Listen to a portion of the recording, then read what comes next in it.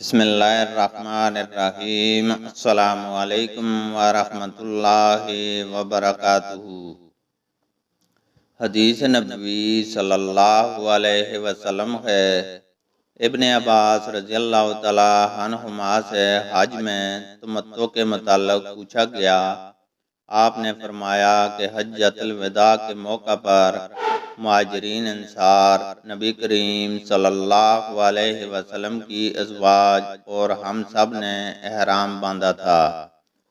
جب ہم مکہ آئے تو رسول اللہ صلی اللہ علیہ وسلم نے فرمایا کہ اپنے احرام کو حج اور عمرہ دونوں کے لیے کر لو، لیکن جو لوگ قربانی کا جانور اپنے ساتھ لائے ہیں وہ عمرہ کرنے کے بعد حلال نہیں ہوں گے۔ چنانچہ ہم نے بیت اللہ کا طواف اور صفا و مروہ کی سعی کر لی تو اپنا احرام کھول ڈالا، اور ہم اپنی بیویوں کے پاس گئے اور سلے ہوئے کپڑے پہنے۔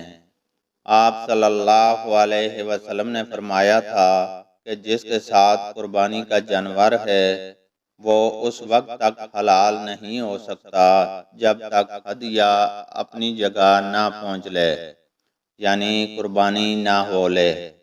ہمیں جنہوں نے ہدیہ ساتھ نہیں لی تھی، آپ صلی اللہ علیہ وسلم نے 8ویں تاریخ کی شام کو حکم دیا کہ ہم حج کا احرام باندھ لیں۔ پھر جب ہم مناسک حج سے فارغ ہو گئے تو ہم نے آ کر بیت اللہ کا طواف اور صفا مروہ کی سعی کی۔ پھر ہمارا حج پورا ہو گیا اور اب قربانی ہم پر لازم ہوئی، جیسا کہ اللہ تعالیٰ کا ارشاد ہے، جسے قربانی کا جانور میسر ہو تو وہ قربانی کرے، اور اگر کسی کو قربانی کی طاقت نہ ہو تو 3 روزے حج میں اور 7 دن گھر واپس ہونے پر رکھے۔ قربانی میں بکری بھی کافی ہے، تو لوگوں نے حج اور عمرہ دونوں عبادتیں ایک ہی سال میں ایک ساتھ ادا کیں، کیونکہ اللہ تعالیٰ نے خود اپنی کتاب میں یہ حکم نازل کیا تھا، اور رسول اللہ صلی اللہ علیہ وسلم نے اس پر خود عمل کر کے تمام لوگوں کے لیے جائز قرار دیا تھا۔